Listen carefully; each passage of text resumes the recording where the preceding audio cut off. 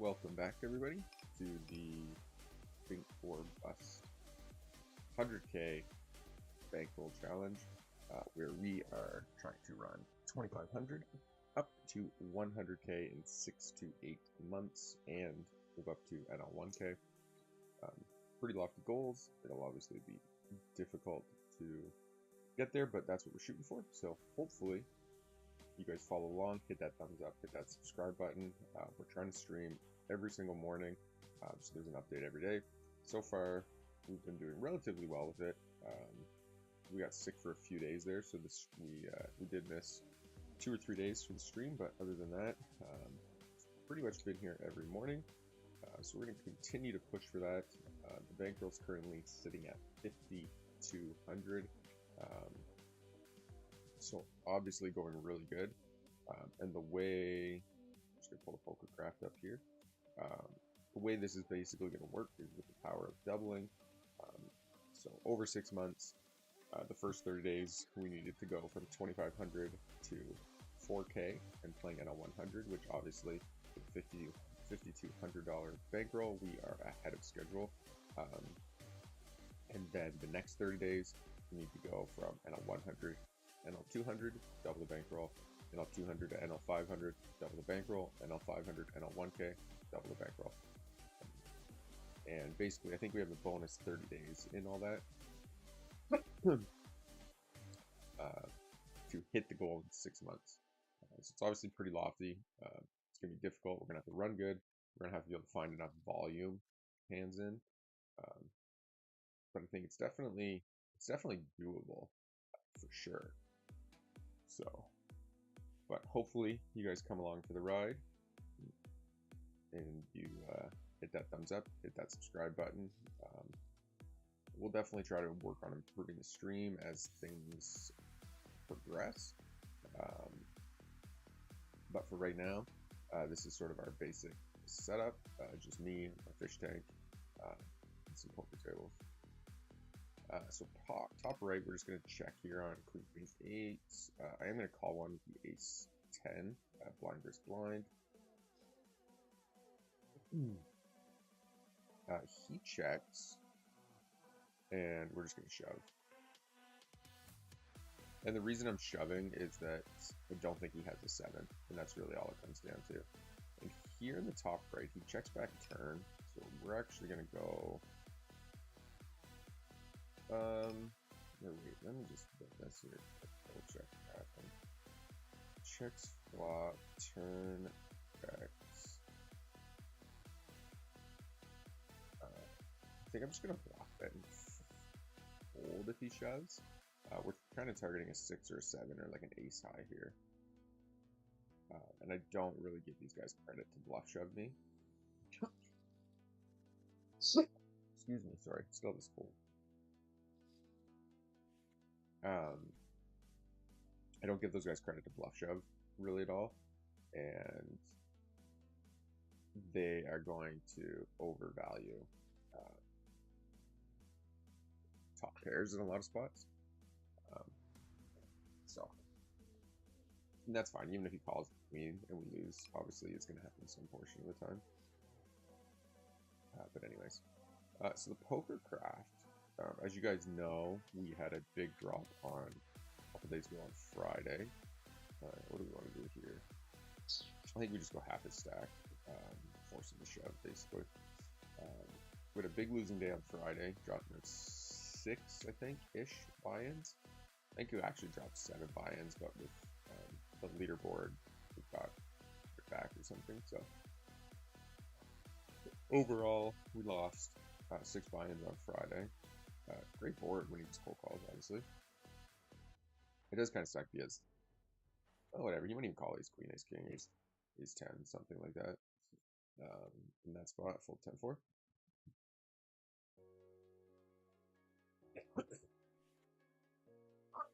Excuse me. And we will play a assumed fish heads up. Actually, it's a marked fish heads up.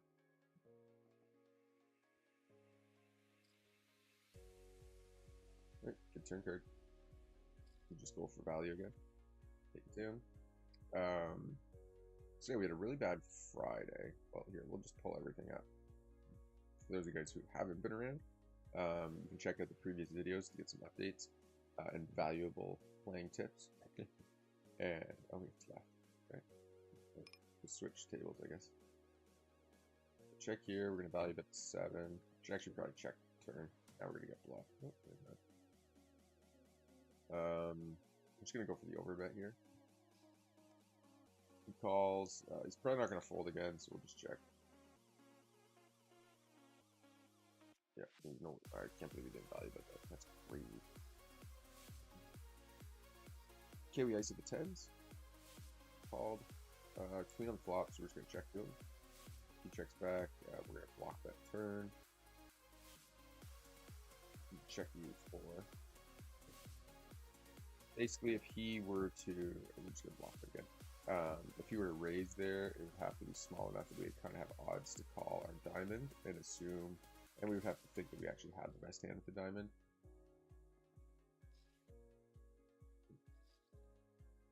What is that flashing? Jack 4, we're gonna raise, fold these, fold 6-3, ace jack, we raise. Just give me a second here, guys. I gotta pull the stream up, and then we'll go.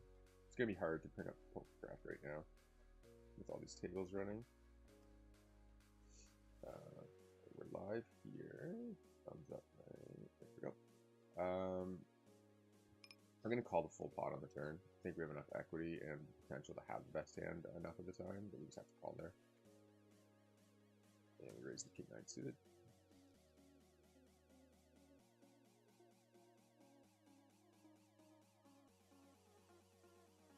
He checks 5-3s, just we're not really interested in doing much there. Once he checks back twice, we are going to overbet. Here we're going to bet with the 9 of clubs. And we're going to value bet turn. We're going to turn top pair, top kicker. Try not to cough in the microphone. We'll fold 10-5, fold 5-3. Fold 10-6. So he checks back flop. We're just going to overbet again. And then death barrel on the turns, most turns. Definitely raise the king 8. Again, I think we'll go half pot and double barrel a lot of turn cards. Yeah, that one's one of them. Got a bunch of equity. We'll blast it. 5, 6, 7, 8. So we do brick river. We're gonna check here. Brick this board, fortunately. Now, 696 against these guys. We're actually gonna have the best hand a lot of the time here. I think we just shove that. Yeah, we just have the best hand, and I think shoving just, 1, we have the best hand, 2, we have a bunch of equity against like pocket 8s or something, and 3, they're just gonna fold better hands even some portion of the time. Okay, king queen raise, 7-8 folded. And we're gonna make small value bets, and we're gonna make a value bet here as well. Okay, 2 good spots. And we value bet turn. What a terrible runner. Like, not, I mean, it's not the best hand a ton of the time, but we just end up chopping a bunch there. Fold 10-4. Yes, the Pokercraft we'll pull up here just to get it up and get you guys updated. It's just it's heads up tables. There's always a lot going on, so he goes full pot, but we have second pair heads up, so we just have to call. And we're gonna overbet turn again when he checks back. Holds. Not the best of rivers, I think. We just kind of checked it up at that point.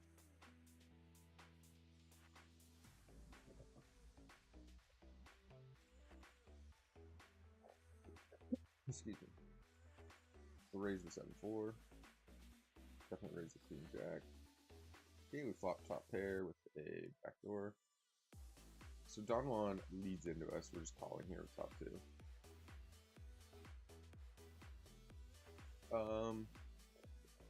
Probably has a lot of draws. He could have some queen 10, jack 10, king 10, ace 10 type hands. Ace king with 3 bet.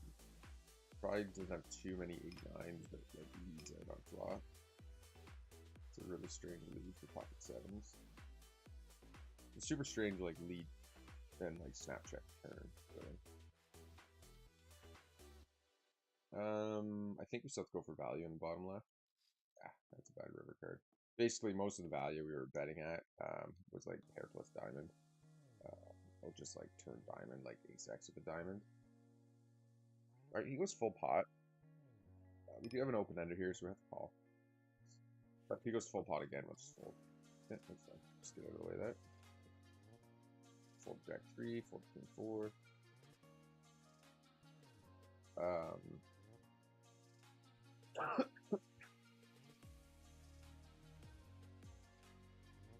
9-5.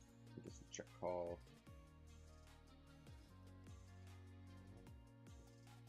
Check again. Snap bets pot. We are going to call again.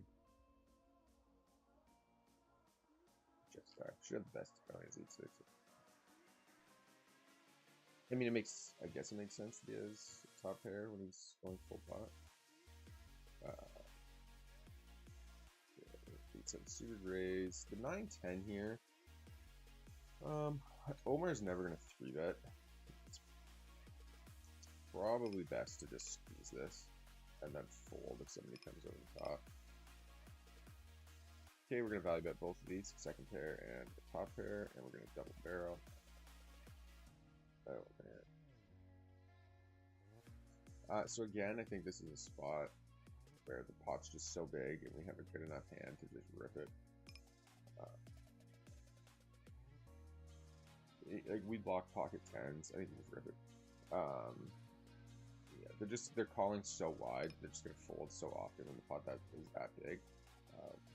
Kind of just have to go for it. And we're gonna overbet here on the turn. One flop checked around, and we're gonna go big here as well. River. Fold 6-4. Yeah, it's a really good turn card. Obviously, we pick up a double gutter and a flush draw, so I think calling's best play here, though. You can definitely raise some portion of the time. Anyways, so let's quickly pull this up here. Yeah, so if you take a look here, essentially we lost $400 in rake back, or in rake paid, 10 BBs per 100, which is great, or per that. 10 BBs per 100, yeah. So basically a buy-in per 1,000 hands. So it's 4 buy-ins. We get half that back, so it's 200. So we lost 200, and we in rake, we lost 300 in game on the Friday, which was basically a $500 loss in total. And then we got a bit of that back from the board. So it was a 4-5 buy-in drop per day. We're gonna call the pair, and we're gonna call the pair up here. And I imagine he just checks everything down that's not an ace. Yeah, even a jack, which is crazy. Here I'm full pot, which is like it's 6, I guess. And we'll raise the king 8, fold 5-3, fold king 6. Okay, so that was the Friday. And then over the weekend, we did have a couple sessions. We did stream in the morning, but we did play a bunch throughout the day that we did not stream. And the weekend went great. All our EV came back basically over the weekend, so we ran really hot. So our EV lines overall now have lined up for the last like 45 days or whatever. So that's nice to see. And release this jack, 10. Not a great flop. I think check back the ace jack some portion of the time here. He checks again. I'm just going to value bet our ace now. Yeah, just check the river. That's too good. Alright, ace 5 suited. We raise. We're going to check here. Libra does bet, so we're just going to fold. Put that right here. So the jack 8. We raise the ace 7. Raise. This board, we're going to double barrel. This board, At a position. This many players. I guess we just could check, could bet. I think it's gonna be hard to get folds on the flop. I think I'd rather either. Whoa, wow. It's full pot. That's kind of wild. Alright, we're gonna value that here, and we're going to raise here. I think I'm gonna call. We could definitely go for the check raise or check shove on the turn, but I think calling's fine. And we're just gonna let him hopefully bluff off here. Checks back. He's actually the type who might bluff shove over us.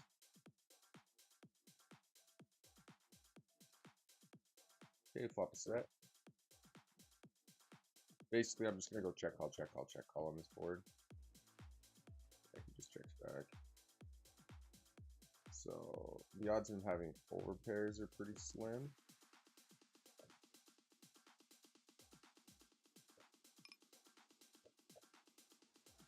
I'm just gonna go small. Most likely holdings like ace king. Did he call us there? Yeah. Thought we might be able to get him to react more than that.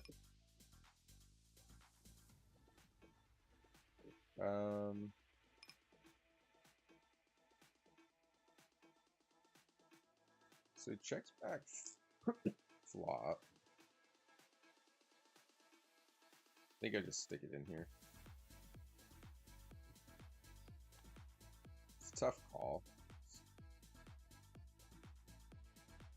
The 3-bet shove there does look really strong, but we also have like 9-8 suited, 10-8 suited, 6-7 suited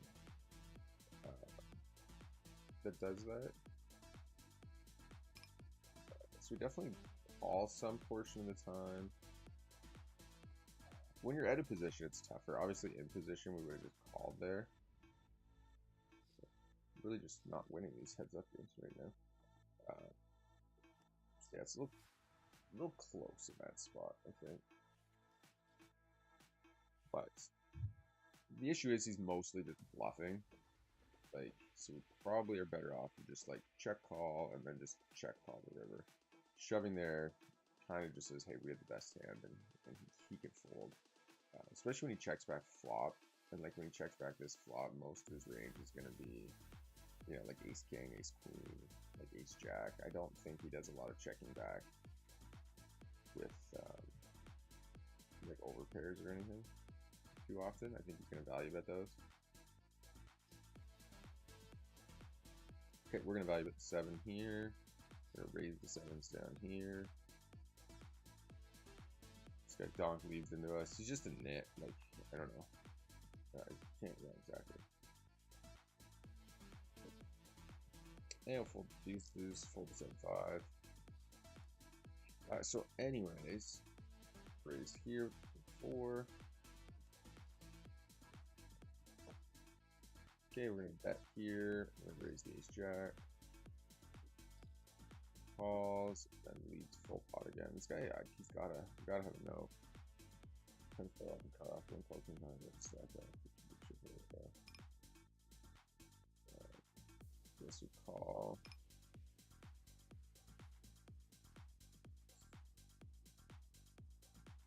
It's unfortunate to brick that much. It's fold here. There's nothing we can do, unfortunately. If he keeps donking into us, we're gonna keep getting mammered. Fold the 6-4, check here. Yeah, just looking for us there in a limp pot. Heads up is not our best game. Let's not forget that.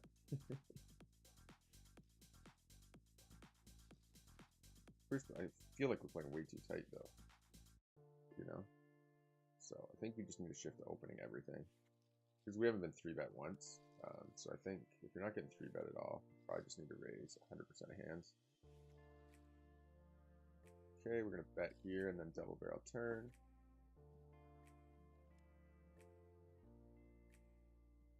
Place with queen 8.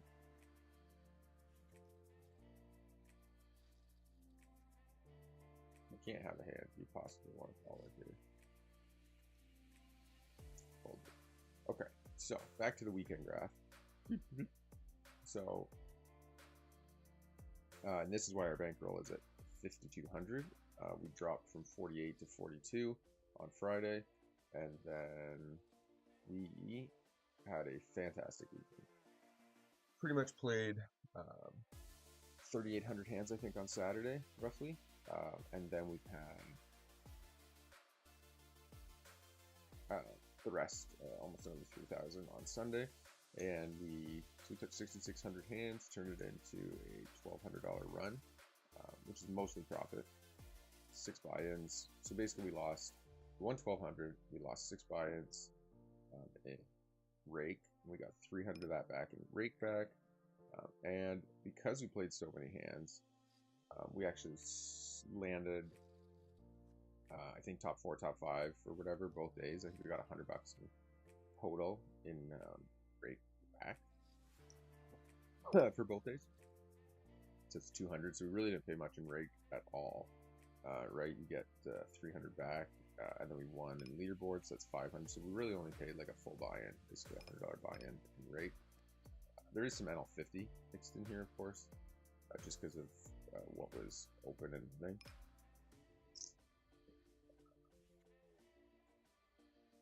Okay. I actually thought this was blind versus blind. I think we'll check. I'm gonna block it. I think we can get called by worse. And here, 3-handed, I'll just let the fours go. And fold the 10 for suited.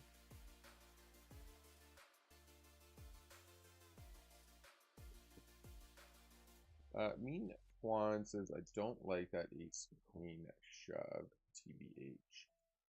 I'm not sure which one. On the flop, I'm assuming. I think it was on this table over here. Let's just see if we can find it. It's the only hard part about being on such a delay is like talking about the hands that people bring up. So what happened here? We went raise, we 3-bet, and then I went call, and the pot was 20 going to the flop. We basically had a 2x pot shove. I personally like to use overbets a lot because people are going to overfold to them. He could be right though. Checking could be better. You could go for a check shove, you could go for a check call. I think the issue is that a lot of the time you end up just like check folding, which is, I think, really bad. But yeah, it could be bad. I don't know. To run it in GTO and kind of go from there. See what it says. But I think against like mega whales who are like 70%, 70%, the ranges are just so wide. We're gonna call the knights down here. But they just fold so often, and you win like a massive pot, and you deny them a shit ton of equity because they're gonna overfold. The 8-6 suited, we're gonna ISO. And we'll check the 6 here. Checks back. We're just gonna value bet 6 on the turn. I think we have to check here. He checks back. 4. Nice. So yeah, he's definitely one to be. I better not pull up that 8 queen hand right there. No. Sorry, I thought my delay was off for a minute. I just pulled up that ace queen hand, and then another hand popped up on the stream. Excuse me. All right, we're gonna value bet the queen. Okay, we get called. Given our kicker, I think this is just a bet and then a check back on the turn, and then a value bet on the river once he checks again. So yeah, those are the stats for the weekend. 6,600 hands and a $1,250 run up, which is about $1,150 after the rake and collecting leaderboard and rake back and all that stuff. So plays out pretty clean, and that's why, generally speaking, this graph is pretty accurate for what your actual win rate is. after rake with rake back, all that good stuff. Assuming you put in decent volume. If you don't put in decent volume, then it can be significantly lower. But if you're putting in some pretty good volume, then the amount you're going to win from the leaderboard is so significant that it really does kind of null out a lot of the rake you pay. Pair plus flush draw we call. Oh wow, come on. Run into kings? No way. And Omar. I'm just going to value bet here, half pot. I think there's no way he folds an ace. So I think we just have to value bet it. And I don't 10-4, that's typical. I don't think he's going to value bet it himself. Unfortunately, he might have bluffed there, to be honest. We do raise the king 5 suited, fold the jack 4, fold the queen deuce, fold the 5. We do have a gut shot here, and this guy is playing every single hand. I think I'll just let this one go though. I do kind of believe him a little bit. Okay, fold the 8-6.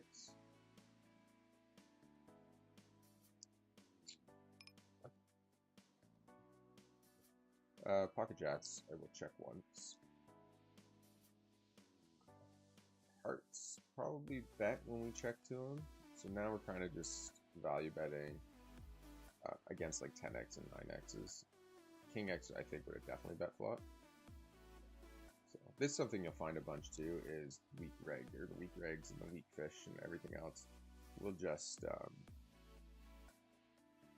they'll check back a ton there with like 9x, 10x, and then they'll either fold the turn bet, or they're just like calling flop, calling turn, so you can kind of pick away at them pretty good once you figure out exactly which type of player you are against. Like, that's, you know what I mean? Like, that's about as clear cut of a value bet on the turn as you could get, I think. Once I check back flop. Okay, we're gonna raise the 7s.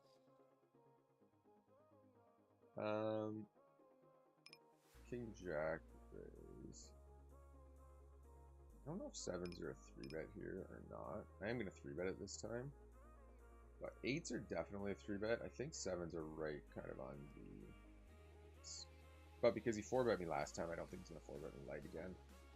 And we 3-bet folded, so I imagine we'll get some decent respect. And here we're cautious on bluffing this guy. I think we should probably be doing more stabbing on the flop against him. Because of 10-9, raise, 3's too big. Just because he seems to be pretty straightforward, so he's like folding the flops quite a bit. Doesn't seem to be wanting to fold much once called. We have to double barrel here though. We pick up more equity, like we have a 7 or a jack. Probably a 9 or a 10 are also going to be good. So we have too much equity to check back here. We just have to double barrel. And hope he can fold a deuce or a 6 there. And we're going to ISO the 7s. It's a big ISO against a big fish. With almost 200 big blind stacks. So it's a good spot for equity in. And on this board, we can just go small. Calls. So he's kind of stationy. I think the 10 rolls off with our hand. We're blocking a lot of his weaker hands, like 6, 7, 7, 8 that call. And kind of obviously, in turn, like unblocking king jacks and king queens and stuff. It's such a small bet. Probably not good enough though. I will just fold it 20%. If he went like 10%, we would never fold. Getting almost like, what do we get? 3.5, 6, 12. Getting almost 5 to 1. We're just gonna call. 2 overs and a straight draw. It's pretty much everything. Can't do much else other than call there. Just half pot. We lose king jack, we lose to king 10, we lose to 8, 9, 10, 9, jack 9, 7, 8, ace king. Huh. I guess we just fold. We don't really beat enough, I think, to call there. If you went smaller, like 33%, like just block bet, we'd call.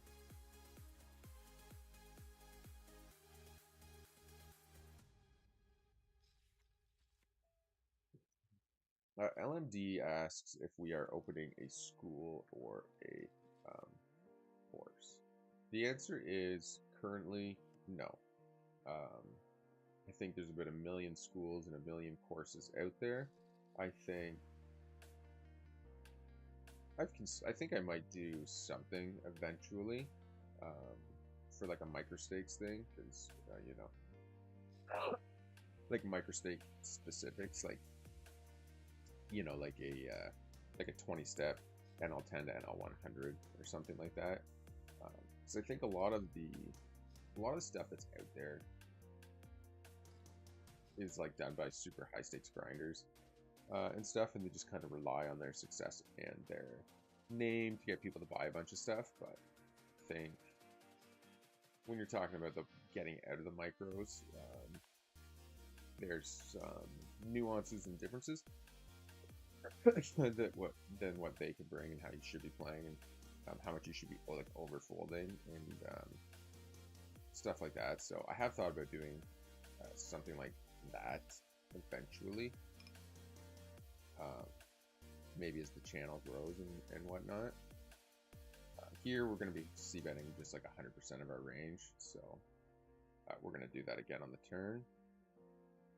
Here, calls out of the small blind. We're just going to go over bet here on the flop.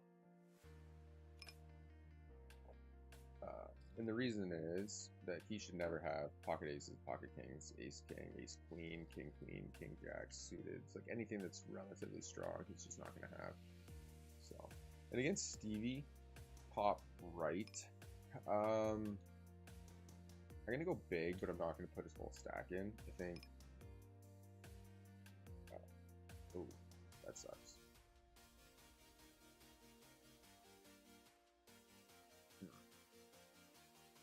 Do we save the 40 bigs?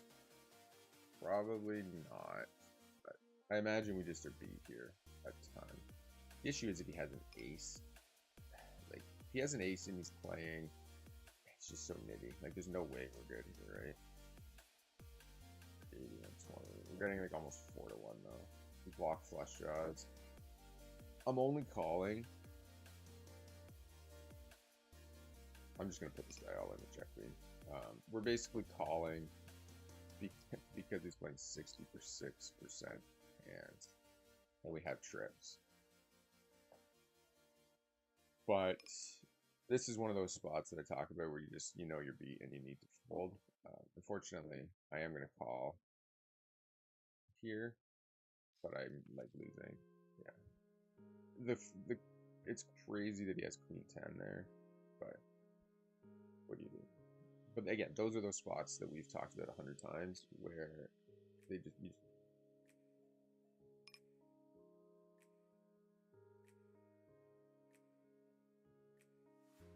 Andrew the ace. Andrew the ace.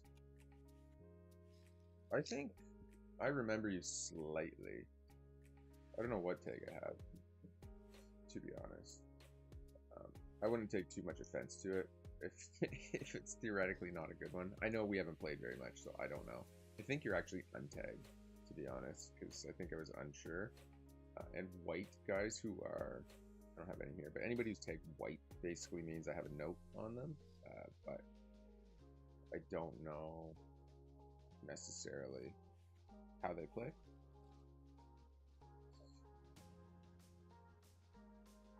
So I don't have them tagged in on anything, but anybody I think is not very good, I just pretty much put a not reg tag on, and then the really bad players I just put whale tags on, I think, are the ones I have experience with that. I consider them to be really bad, but I do it pretty quickly. So, and I'll do it just off their stack sizes and stuff too. If they're not like auto rebuying and stuff, I'll just get a push tag when I'm paying enough attention. But we're gonna go back to that king forehand because it realistically is a fold, but it is understandably hard to make those folds against 70% VPIP players. But that is kind of the reality, is that you're just always beat. Now, the fact that he limp called Queen 10, called flop, called turn, was just like a gut shot when we obviously had like an ace or a king there. You know, that's what's going to happen against fish. Thing is, we gotta fold those spots, you know, because we basically just lost 20 bucks for no reason. Like, we knew we were behind somehow. Obviously, we had like an ace, it becomes easier, and when you have like trips there, it obviously becomes significantly harder to fold that. Here we have to call. I think he didn't 3-bet free, so he doesn't have queens plus. So we can have queen jack, king jack, and then he can also have 8-9, jack 9, but he can have 9-10, 8-10. He can have 7-8. He can have jack 10, jack queen, jack king. So yeah, we just put the money in there. What's a queen do? 7, 8, 9. Oh, he's got a 10. Yeah. So we're dodging a queen or a 7, basically. Ace is good. Kills some of his outs. Nice. So yeah, that top right spot. Here we're just going to float along with the threes. Top right spot is not necessarily... Yeah, anyways, I don't know. It's very close. Obviously, like, when you have trips here, like, you're just... the decision's probably equally as hard with king, queen. You know? I mean, it's easier with king, queen to, like, write it off as a call, because he's obviously going to have worse kings, like king 10, king 9, king 8 suited, king 7 suited, king 5 suited, etc. King 4 suited, like, we blocked the flush draw that missed. You know, yeah, it's just one of those spots. Like, obviously, it's crazy that he hit. Like, he basically hit a 2-outer, right? Like, we had all the flush draws, we had the trips, and the only thing that, basically, all I could hit was a jack of diamonds, jack of clubs, or jack of hearts. But yeah, those are spots like when the fish, like the 7% fish, just like when you go bet, and then they shove over you. You know, unless you have the nuts, like, you're not winning. So that's definitely a mistake there to not fold against the majority of where that hand went. Against the majority of that one. Because people just aren't bluffing, right? That's kind of the reality of it. So really, there's like 2 regs on. Sid the Nitty Kitty Kid is still marked incorrectly, actually. I should probably change that sooner than later. But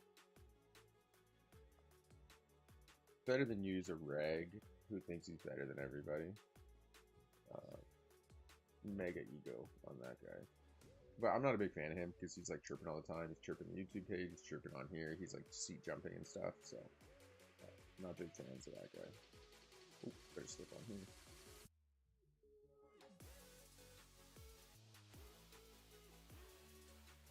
Okay. That's it for tables. Computer feels a little laggy right now. Okay, we'll fold the queen 8 and the a7 suited will bump up. Fold 10-8.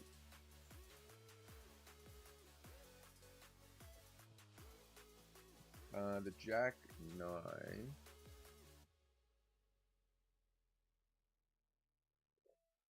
An A156. 22 hands.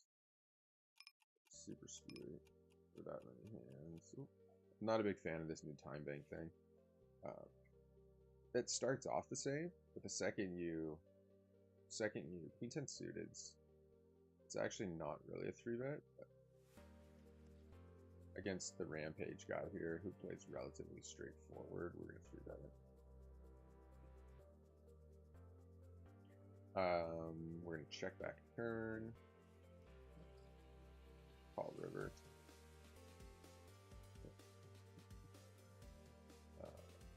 Okay.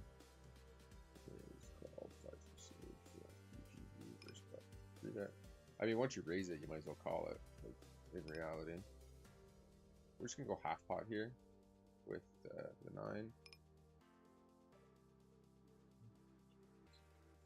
Definitely gets squeezed there some decent portion of the time.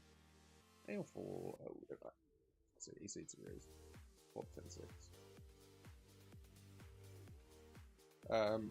This board will go small. Pretty quickly calls. And I think I'm going to double barrel when we pick up equity. Snap out again. Guess we just fold or shove. This is where you got to value bet at the time.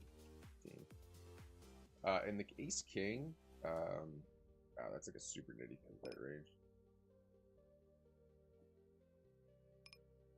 Folding's probably slightly too nitty. All right, we got trips again.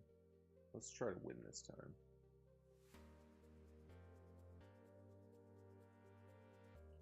I'm going to take over the betting here.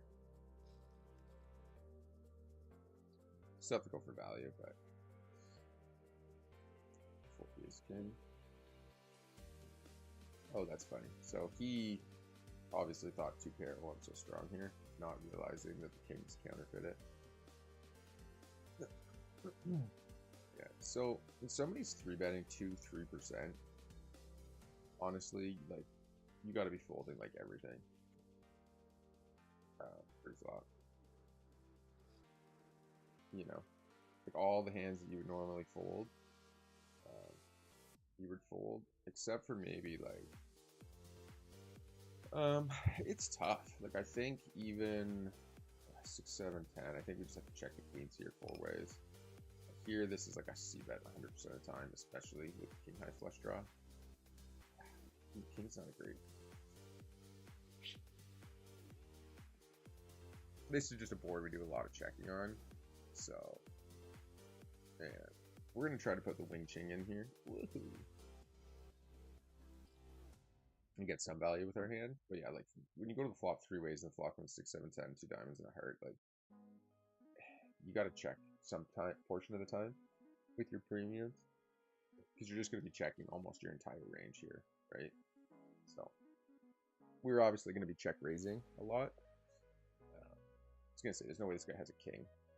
He just likes to call pairs once you check down, so we can get value from him. Sorry guys, still this bit of this fold.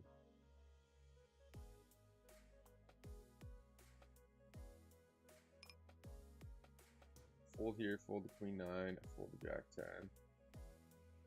10. Ming Tuan, let's see this here, play this hand out. So he just called down king deuce, so we're just going to value bet the 7 here. And we're going to block that value bet, we're going to call it on the river. Ace 5 is a raise. Yeah. This guy must like deuces or something. So Ming Quan says, true, I still remember there's a hand I played with you in a 4-bet pot under the gun. First button, and you turned 9 and suited into a bluff after I blocked bet 3rd street. I do not remember that hand, fortunately. But sounds about right.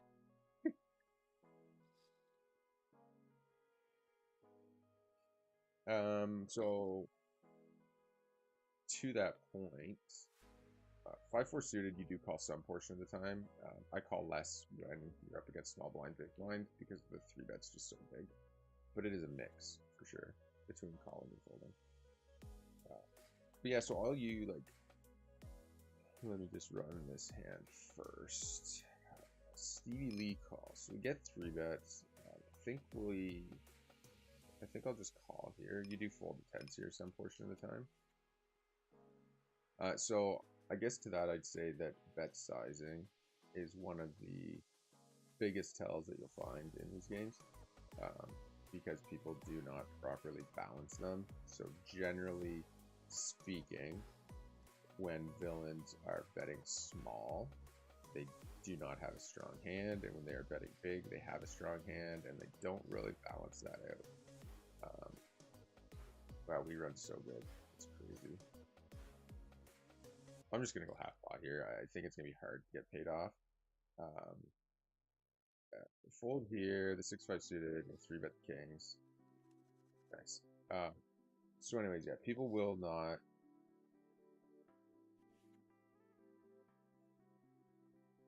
Yeah, 1 p.m. early. Yeah, I'm up here because like I work, so I usually am up at 4:30. I grind to 7-ish. Kids get up, get them their stuff, and then I go to work. It's usually how the day goes. But yeah, the bet sizings are huge. People do not balance them out properly, so we will pounce a good portion of the time on those ranges if we feel like villain's weak. So take that as you will, but that's sort of my experience with it. Let's see what it raise up. For example, like overbets on the turn, like it's almost always the nuts with most of the guys, and then like you just gotta figure it out, I guess is kind of what I'm getting at. But like most of the guys, the overbet on the turn is the nuts. We'll do both, right? So we'll like overbet the nuts and we'll overbet like a gut shot kind of thing. That's not a great flop against a bunch of stations. We are going to bet here though, even if it is small. A-Roos will play relatively straightforward because Steely is in the hand and he's just stuck in the middle, so he's kind of naturally forced to. The Ace-King, I think when we get called by two players, there's too much King-Queen and Ace-Queen and like pocket nines and pocket jacks in their ranges, pocket tens even. That I think if we continue blasting, it's probably just too spewy. Mind you, we could probably get queen like jack to fold, but not on the turn. So we'd have to like pick a sizing that we could go small with on the river. Oh, that's gross. And go from there.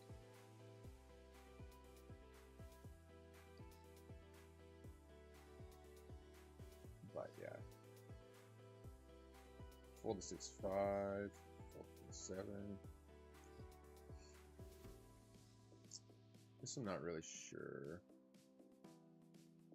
Yeah, I don't think we can do anything but check fold there. Obviously, they hit the bet size and we can check fold instantly. Did he show his hand? No, he didn't. He's really spewy. Like, this guy will spew, you know what I mean? Like a mother. So he's definitely worth wrapping a good portion of the time. Or like inducing, like 10% bets and like all this kind of stuff against this guy we will use as like to induce.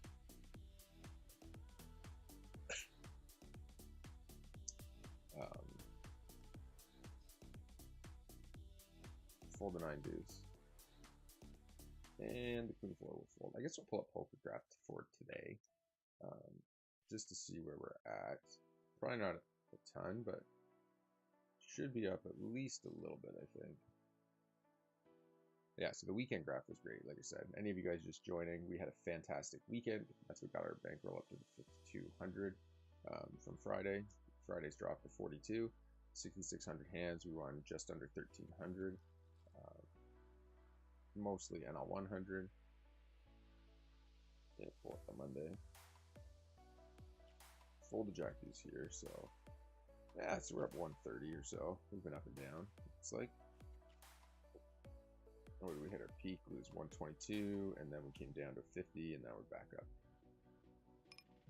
That's whatever it was. Okay, hold on. We're gonna be like timing out of something, I guarantee you. Oh, checked in. Ah, God, I hate. That's what you get for getting distracted.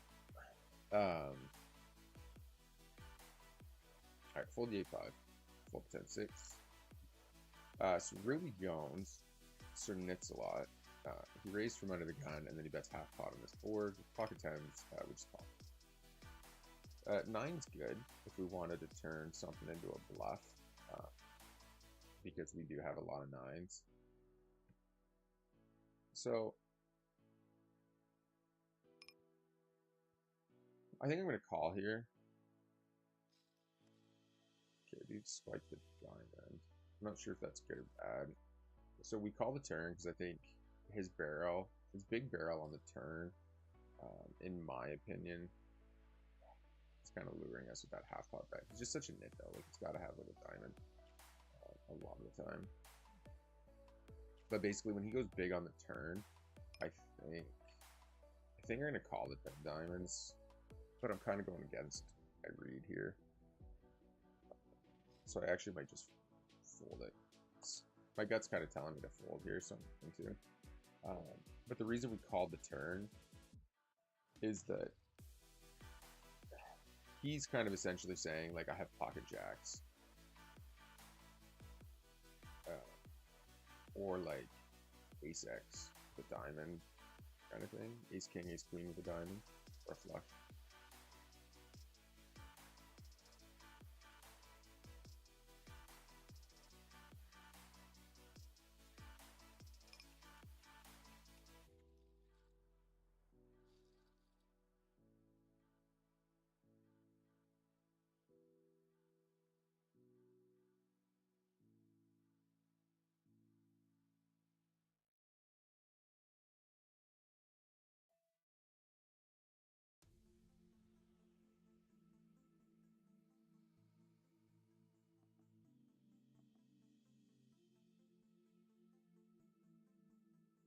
Sorry about that, guys. Yeah, so basically that hand there. I think calling turns pretty much mandatory, and folding river's close. But Ruby's so nitty, and he's like not a terrible player, but he is pretty nitty. So, like if he had queens, kings, aces, even with the diamond, I think he's checking turn when that 9 rolls off, because I do have a lot of 8, 9, 9, 10 type hands, so I think he takes pot control more often. So I think when he barrels that turn, he's probably bluffing significantly more often with a diamond in his hand. And then when he goes half pot on river, it's close. Like the EV is going to be close at the 10 of diamonds. GTO probably calls a bunch. We decided to fold based on our turn read. We're just check calling down here against this guy. Unless he like overpot shoves or something crazy, then we might fold to him. But yeah, anyways, based on that, that's kind of what it was. We were stuck with our turn read. And the 5 of diamonds rolled off, and that was that. If there's no diamond, we were pretty much going to call all the rivers. And we're going to call, raise. We'll 3-bet the ace-9 suited this time. We're going to value bet the jack. Then I just want to make sure he didn't 3-bet us every flop. He didn't, so yeah. We just have to call down. So that's fine. I miss, maybe you could argue folding given how nitty this guy is with the stats and stuff, so he probably isn't bluffing, but our range is not like when we check the ace. Like the whole point of checking there is for him to go bet, right? So we just want to go check call, check call, check call, and just kind of protect our range every once in a while with a strong ace X type hand in those spots. So I'm just gonna take a quick break and then I'll be right back. I'm coming, monkey.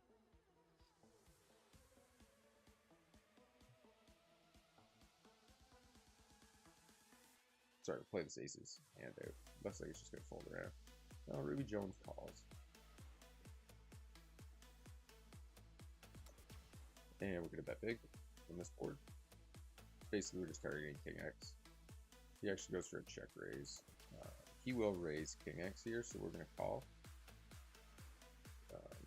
He has King Queen, King Jack. Sometimes has Ace King, and obviously if we run into a set here, it's just one of those shitty spots where we just call down. Yeah. All right. Well, Captain Nitsalot does it again. Manages to flop a set. So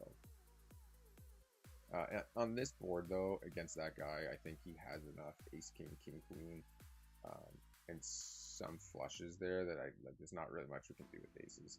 If we just had like King Jack, King Queen, we fold. But yeah, when you have aces, it's just to call it down, and that's kind of just how it plays out.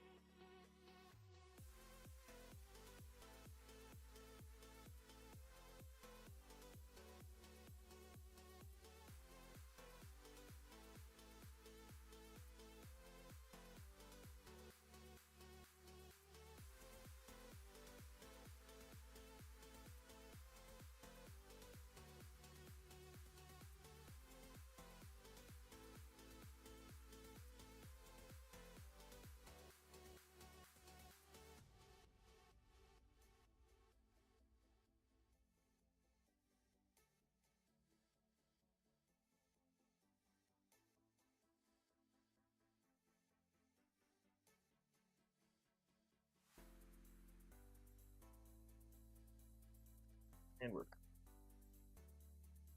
So, yeah, obviously, there's nothing to do there but just call down.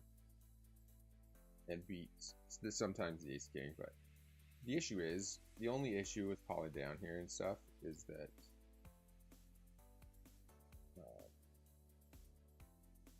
everybody's a massive nit, and like honestly, when he goes check raise, bet, shove, he just has the nuts, and we're just losing so often. It's crazy because nobody will check raise, bet, and bluff. So even in those spots, you're probably going to be ahead of the game to just fold.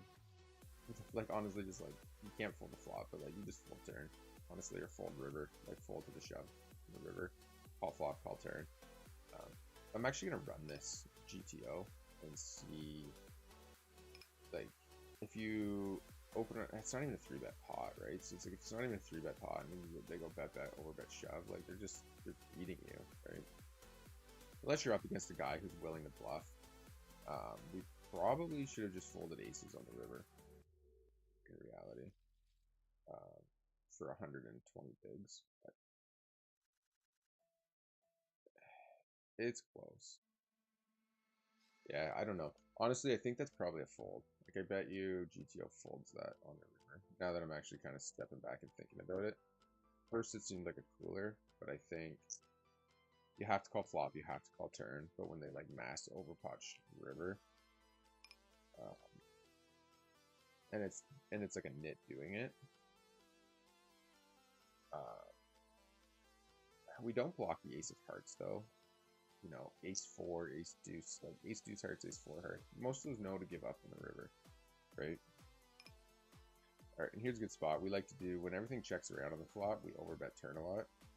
So I do like to balance that when I have the nuts, and overbet turn with the nuts as well, some portion of the time. So we're going to bring that back up here, because I'm sure after that, Ruby Jones, double loss, and 3-bet pots. Yeah, we're down 100, me down 50, whatever. 4-24. Sid the Nitty Kid with the 3-bet. This is mixed between calling and 4-betting. I think we'll just call this time. Okay. Queen, Jack, 9. That's actually a really good flop for range. But it's not horrendous for his range. Like, he has pocket 9s, pocket jacks, pocket queens. We have pocket queens, pocket jacks, pocket 9s. He has queen 10, we have king 10. So, fold the 10-6. We're going to call the ace king. And then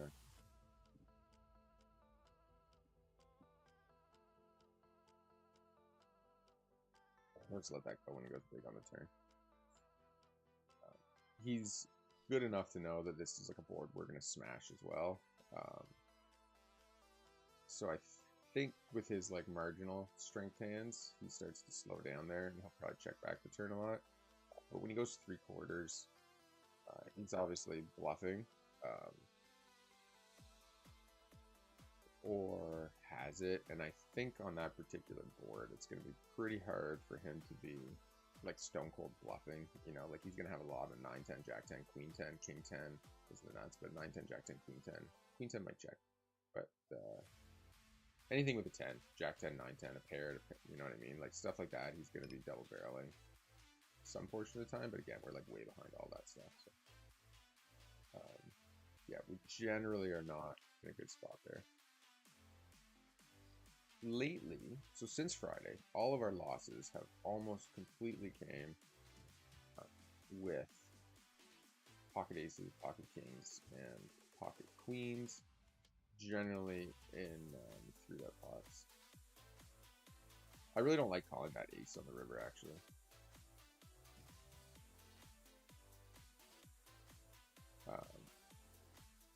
The issue is if you're folding aces there, like, what are you calling? You know, pocket kings? Like, is that the only hand you're going to call? If you don't call pocket aces there.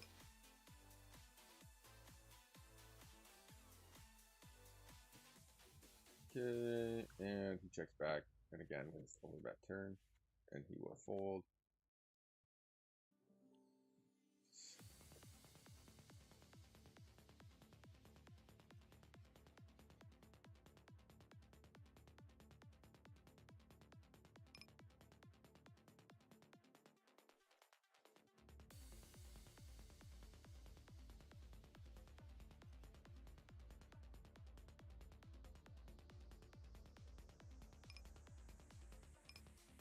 Okay, fold the jack deuce, fold here.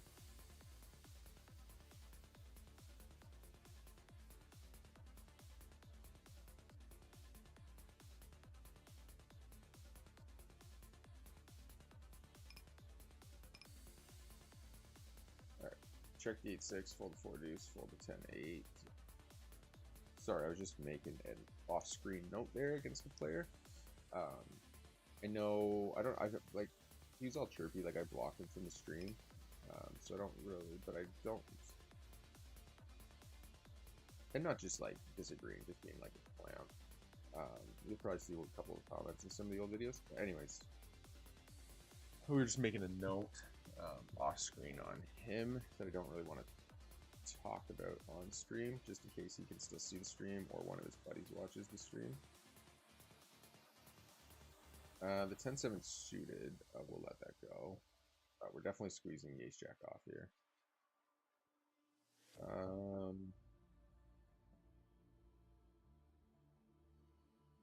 Yes, I fold. Lizzie just open shoves there. Okay, tens. Let's just see, check for any for tables. Here. Soon we're gonna start sitting Ruby. Heads up. And we're gonna ISO the fours. And here, like, I'm just gonna c-bet on the king queen. Usually you want to go bigger in these spots, but against fish, I think just going small is fine. And now we're gonna value bet here, and he likes to call, so we're gonna go big and not really be afraid of it. If he shoves, he just has diamonds, I would say, pretty much always.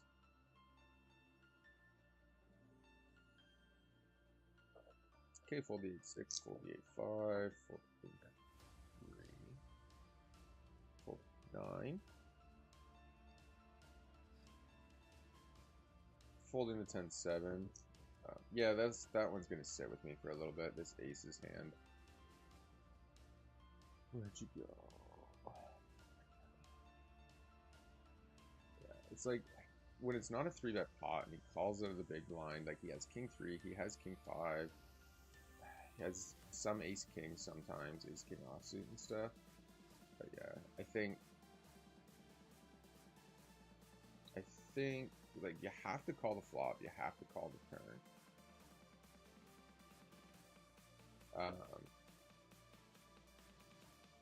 The river's close. The river's really close. Like a pot size shove with pocket aces, the river's close. Because all the draws miss.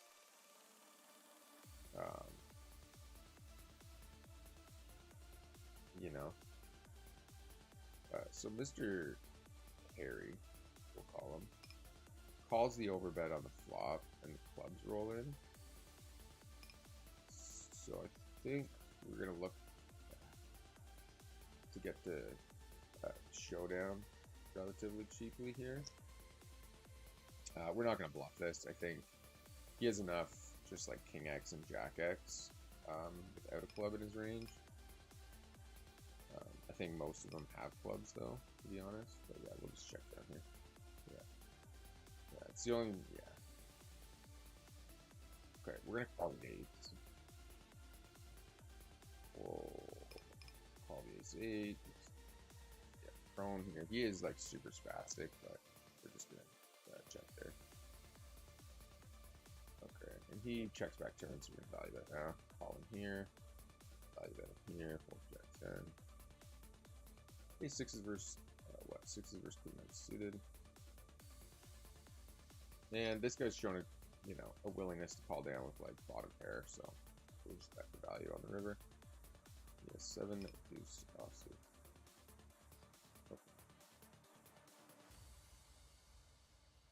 Thinks the ace-8.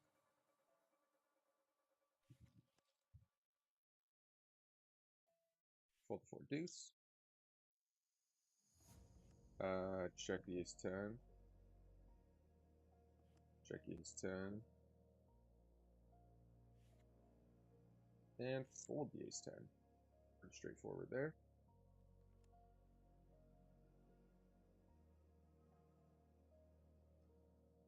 Fold queen 6.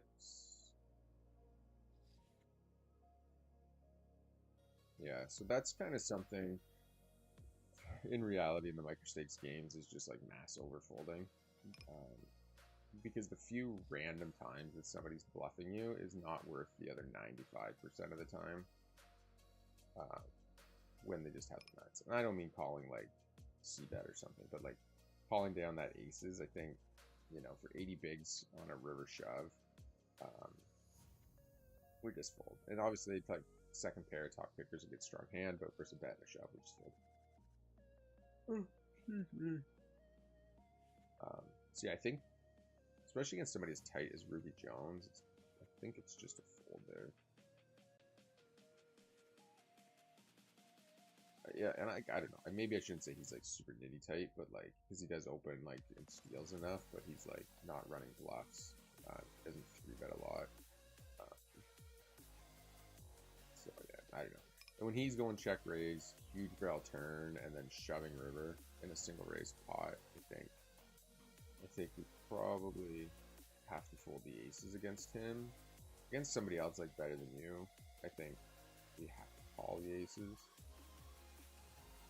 And here we're squeezing, obviously, with the aces, and hopefully we just run into a hand. We do not. We do. Okay, fold jack 7.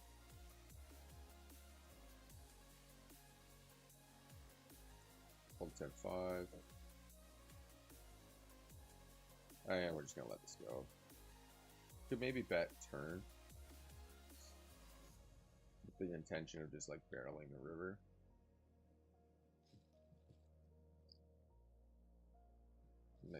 Nice bet. Fold the ace deuce. Okay, we raise the 4s.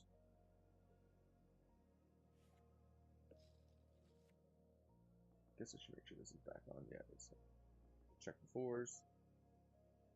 Fold the ace 3. Okay.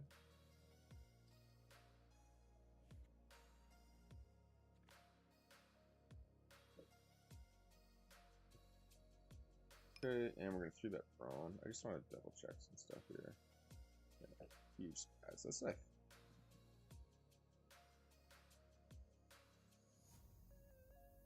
Okay.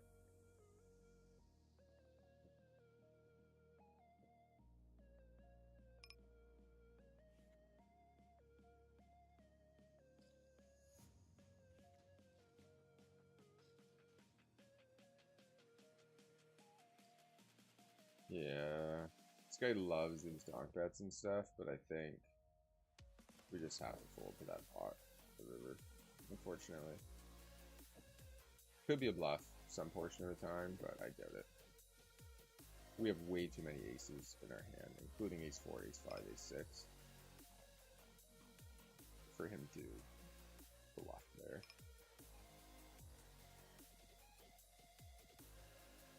We are going to double barrel here with the gut shot on the turn. And we just check your butt.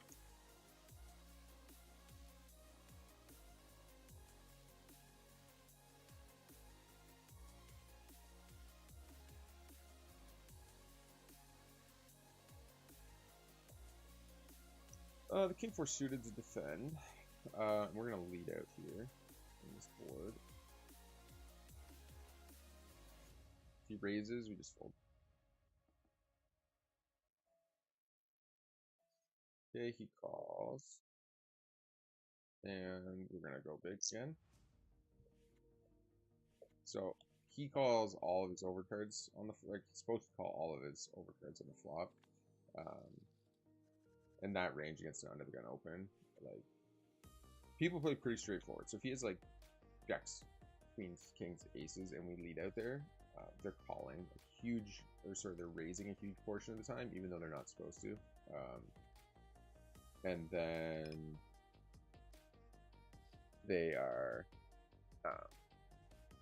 then we just fold, right? But when they just call, we can then, excuse me, blast on the turn, representing those strong hands. So spades come in, the jack comes in, so that's a lot of his bets to improve there. 10, yeah, we're just kind of done with this hand.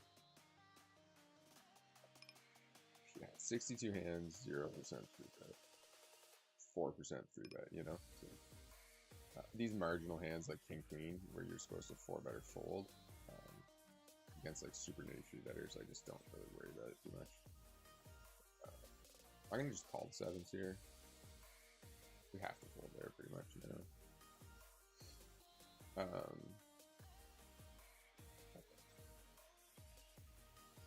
Okay, we're gonna call one here.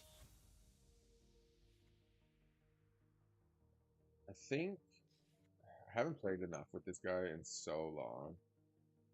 Pretty sure he just goes like bet, bet, shove constantly. So it's kind of just a matter of being the first one to hit a hand and then stacking them.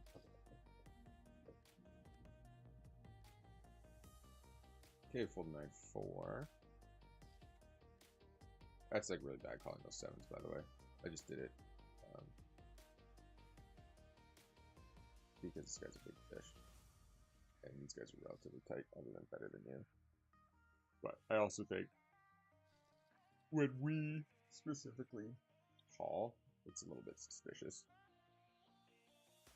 So mixing in random stuff is fine.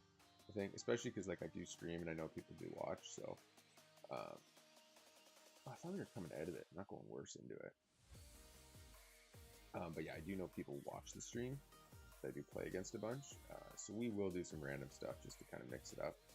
But again, generally speaking, nobody at the stakes we play is going to be making adjustments based on what they kind of see in our streams. Maybe as we move up through the challenge, we might see that start to happen, but as of right now, it's just not something we I think we'll be worrying about too much. 4 to 10, 5.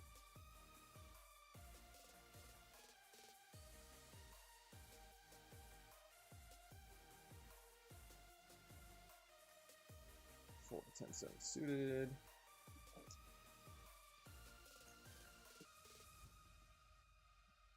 The Jack Knight suited, 3-bet this sometimes, call sometimes. 6-8 deuce is the pre-flop razor. We are going to see bet that even 3-handed. And against Rampage, I think we just try to get the showdown now. The issue is he likes to call. He has too much 8x, I think, for us to keep betting. And here, we're going to squeeze the 8s. Whoa. Omar with the fold card. So unless we hit an 8 here, we're pretty much done with the hand for the most part. Not because we're worried about free at last, not because we're worried about Stevie Lee, but because 4160 Mar literally has like 10s jacks here, like 90% of the time. What's that? It's just always 10s or jacks. So unless we hit an 8, we're just done with the hand. Or ace queen. But if he has ace queen, he's not going to lead out like that. So he's in the suit, stacks him. Nice hand.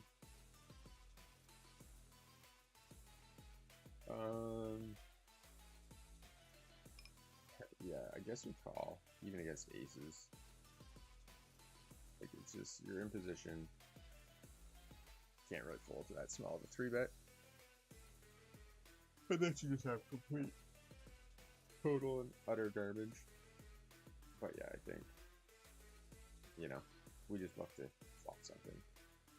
And then play pretty safe post flop. Alright, we raise the ace jack. Fold the ace 3 suited.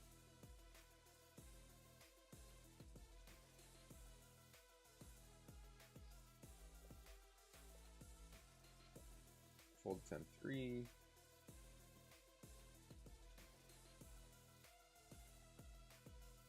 So in this scenario, I'm going to just call the sevens on the button. And we're going to ISO here because nobody is aggressive enough here to make us worried about it. And in position, we'll just call here. Spades aren't great to see. Ace is good though. They're going to barrel a lot more on that ace. And we call the sevens. And he checks. We're just going to rip it and hope he doesn't want to fold ace king or something like that. So king 10 suited here under the gun versus button. This is like full better fold. So let's check here. We're going to 3-bet the king jack suited. And I think I'll call the king 10 suited this time. It's not a bad flop. He's going to c-bet it a lot. I think if checks back. Alright, that's interesting. So I think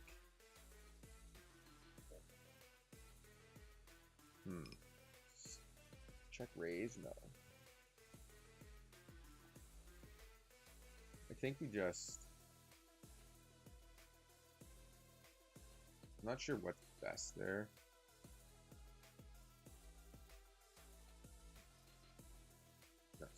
I think what it comes down to is how often do we think he... I'm going to check here and hope he has ace queen or ace king or something, and we'll value bet it. Wow.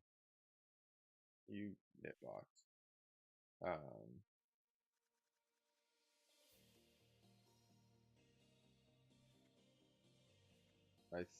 Yeah, I just think that's kind of the play there.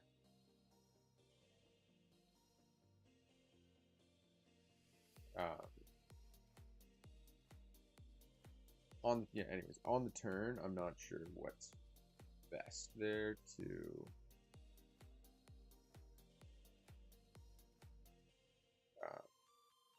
man, we didn't get any action with ace king there. I guess that makes sense-ish. I think it's a value bet though. I think him checking back ace king there is probably a little crazy. I mean, he would have called if we bet, I would think.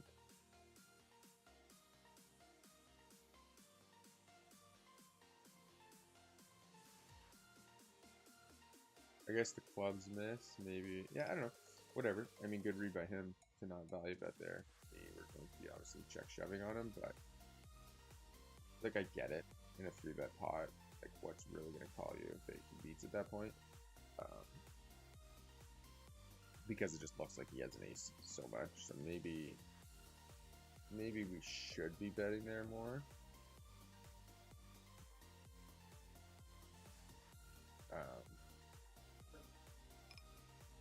I don't know, 4 ways I think we just have to check. We are going to be ending the stream here shortly, guys. Seems like this guy's netted up a lot more. And he's just not bluffing, so we'll let that go. Let's just see here. That might be a call, actually. It came out of it a little bit, but yeah, we're going to be basically down a stack here. Pretty much what happened. We dropped it. Yeah, we basically lost 150-ish in that one hand, aces versus pocket threes. And then kind of triple down after that. But, you know, that's like a lot of the time in these tables are really fishy. That's kind of where you're going to be at, is like you're floating around down a buy-in. I think we bet here 3 ways, even out of position. Super nitty. Okay. And the reason is that they have a lot of overcards. They can have some worse 8s, like 7, 8, 8, 9 paired up, but they also have like 6, 7 and stuff. I think we still go for value here on the turn. Maybe at a position you start to check a little bit more.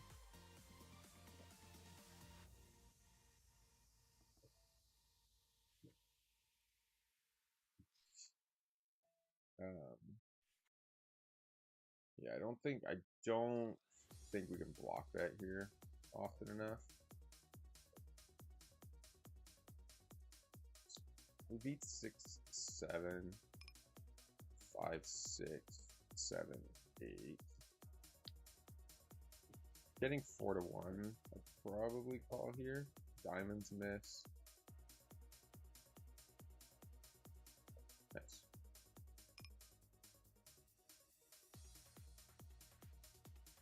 No action with the boat.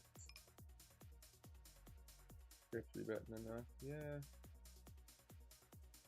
I think we'll 4-bet this time. We'll just bet the aces this time. Fold. Well, squeeze the ace queen.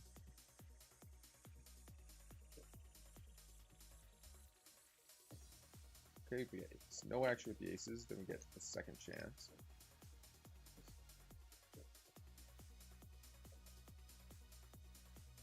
And we do a lot of shoving in 4-bet pots, so we're just gonna rip that. It's kings, that's fine. Basically flipping. Okay, just running it once. Woohoo! What a sweat. Okay, so we spiked the clubs. Now we need to dodge a queen, a 10, a 9, or a king. Lame. Okay, we get another walk with aces. Lose to the kings. Take a note of that. Call for that. King in position. And leaves. What an asshole. Okay, he didn't cash that out, really. No. Okay, fold the 8-3.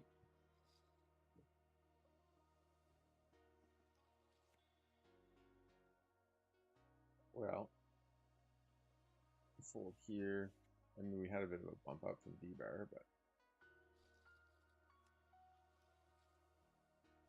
like these are the spots that it's okay to call bluffs. That pocket aces hand is not okay to call, I think, on the river.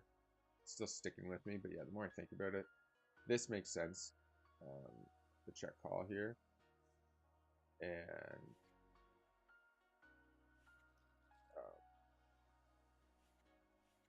the aces does not in a non 3-bet pot. I think that's a fold for sure. It's a bad call, I think, on the river with aces, actually.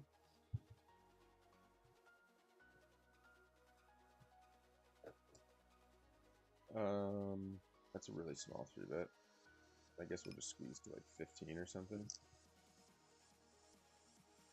Calls. Oh my god. Can we hit a flop? Ace king. Just one time. Okay, so he leads into us. We're gonna value bet here up in the top left. We're obviously calling the ace king. First the donk lead. If he shoves, then we just have to fold, unfortunately. And on the river, value bet. You should show us here.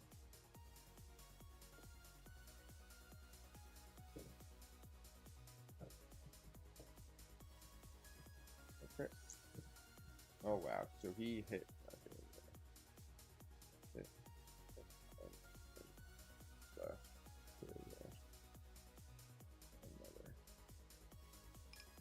I just like to make notes on those guys too. Okay. He calls flop. I think we can just go 3/4 pot. I don't think we need to overbet turn against him. I think if he doesn't have a king, he's just gonna fold most of the time. And here we're gonna what happened again? There's just limp called, now donk bet. We're gonna call.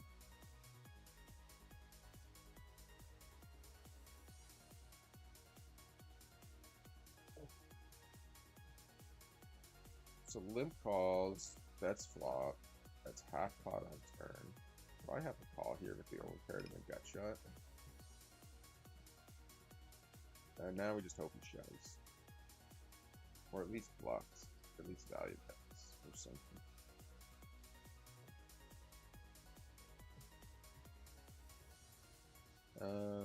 That's half pot. We're just gonna shove fun. Hopefully, as king, queen, king, jack, ace, king doesn't want to fold. Jack 6. Yeah, okay. Yeah, just like a like call Jack 6 suited BTG.